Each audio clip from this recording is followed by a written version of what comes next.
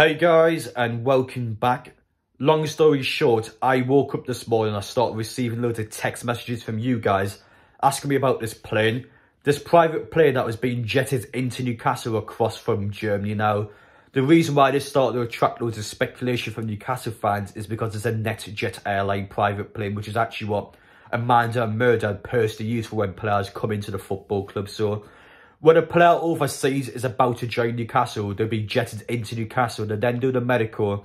Then afterwards, they'll normally stay in the hotel next to the airport. If not, it normally is a couple of hotels they can stay in. But pretty much they get treated like a big deal because these players are a big deal. You've seen it first time with Bruno, Botman, Isaac. These players are huge for the football club. So the ownership want them to come in as relaxed and calm as possible, especially when they're normally going into a brand new country and ready to join the Premier League club. So it was one of them planes there that came into Newcastle, but what is the truth behind it? Has a new signing actually came into the football club? Is there more to this? Or at the end of the day, have fans jumped the gun? That's what we have to try and explain now. There was quite a lot of information I will discuss in this video. But anyway, just before I get into that, if you guys are new to the channel, make sure to get down there, hit that subscribe button, smash the like button if you enjoy what you're watching now. I will be going down to London tomorrow for the Crystal Palace overnight stay vlog. So if something happens transfer related, there will be a double upload on the channel, but I just want to give you a heads up, expect an overnight stay vlog tomorrow. And as well as that, I'm going across to Southampton as well. So the next few days I will be busy, of course, with Newcastle, but if anything pops up, expect videos on the channel also. But finally, I was also on Football Daily this morning talking about Newcastle United's season so far, and as well as that, what the club needs to do if they want to get a top 4 position guaranteed this season. So if you want to watch that, I'll stick it down in the pinned comment in the comment section. But anyway, that's about it. Without further ado, let's get into all the news. So before we start talking about the plane, there's actually one bit of transfer news that came out last night that is quite critical in order for Newcastle to bring players into the football club. And that's Chris Wood. Now, Nottingham Forest has actually came in with a transfer and loan request for Chris Wood.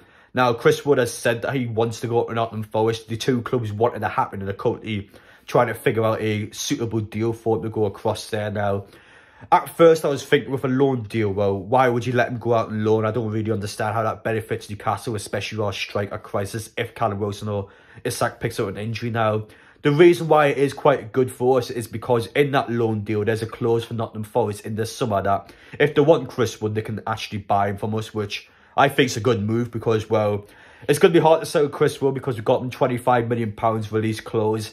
He's somebody that hasn't got a long-term future at the club, to be honest, and it's probably in the best interest to get rid of him while we can, to bring somebody else in. The fact that it's very likely that Chris Wood is going to leave in this transfer window suggests to me that the club is going to bring somebody else in up top to make sure we have that third player. So if you're going to go off the logic that Chris Wood's going to leave the club, then if somebody's going out, then that has to mean somebody's going in. So yes, I think Newcastle is going to sign someone in the next week or so. Who that player is going to be, I'm not sure yet. But it puts in the motive for this plane to come in this morning that, well, there's actual logic to it. There's a reason why the plane would come in this morning. So now that we've got that out of the way, what is the truth behind that plane? Moving on to the plane now. So this morning, Newcastle fans started posting screenshots on Twitter about this private airline that was coming into Newcastle. So pretty much we have something called plane spotters. So we have people in our fan base that will go onto websites that just track planes all day long that is coming into the city just in the hope that they spot a transfer coming into the club. I mean, I've got to say, fair play, it's good dedication, but ultimately, I mean, just go out and speak to a girl or something like it's all right to go outside the house now and again. But back on topic though, so this plane was coming in from Dortmund. Newcastle have been linked to quite a few players from Germany that south, so Newcastle fans were getting excited straight away. I think Mukoku was one of them, the 18-year-old striker. I had a lot of logic to it because, again, Chris Wood is going out of the football club. We need another striker in. So that was one name that was quite jotting around quite a bit. But we had a bit of problems with him the last week or so because there's been articles coming out about him is that he's not actually 18 years old. He's apparently 22, so clubs are quite scared at the minute because we're not actually sure how old the player is. So that one seemed to die down quite a bit, as well as that we had Moussa Diaby, so a bit of information that came about him yesterday. I know he doesn't play in Dortmund, but the fact that flights still come from Germany, I mean, you never say never. Diaby, a bit of news came out about him yesterday saying Newcastle is interested in the player. They are looking into him and they would be wanting to potentially bring him into the club. Julian Brandt from Dortmund is another player that is potentially linked to the club, a player that is available to buy. So you got all these potential names popping up and Newcastle fans are going, well, it has to be one of them. It's our airline, it has to be somebody coming in. At the end of the day, it's Newcastle making a transfer. It's going to happen. Surely it's going to happen. But I've got to be real. I don't think there's anything to it, to be honest. It is possible that maybe it's an early signs of a potential transfer. Maybe it's like a player agent coming across and speaking to the club. But I don't think it's an actual player. And there's one key reason for that is because we as fans wouldn't find out about this information for journalists. That not a single journalist has posted anything about this player. Not a single journalist has came out and said that a player is coming into Newcastle. In today's age, there's no chance of hell that Newcastle fans will find out about a transfer for journalists. Well, because it's a journalist's job to actually find out this information. They've got sources inside Newcastle United. They've got sources from player agents, from players themselves. There's no chance in this day and age that fans will find out before journalists. So the fact that a journalist hasn't said a single thing about this heavily implied to me straight away that there's nothing to this, or it's an early stage where a journalist wouldn't know about this. So for me, I don't think there's anything to it. As far as I'm aware, nobody came off the plane. So it's just one of them ones where Newcastle fans have just sparked all this up. Thought there'd be nothing in the end. Now, I wouldn't normally make a video about this, but the fact this is quite frequent and Newcastle fans seem to get really carried away, I think it's just good to kind of calm the air and address this now. I do fully expect in the next week that a player will join the club. But in this case, regarding this play, there's a leak signing. It's just a load of rubbish. I've got to be real. For me, I think this is a load of rubbish. I really don't think there's anything to it. There are quite a bit of transfer news, which I'll talk about in just a moment. But regarding this playing situation, I think fans have jumped the gun in this case. I don't think there's anything to it. Now, I don't work for the club, so potentially I could be wrong and there has been something going on. But there's a very slim chance of that happening. So for me, I don't believe in it at all, to be honest. And I would suggest to you guys that you do the same. But listen, who am I to tell you otherwise? So you take what you want. But personally for me, I would suggest to you not to believe it.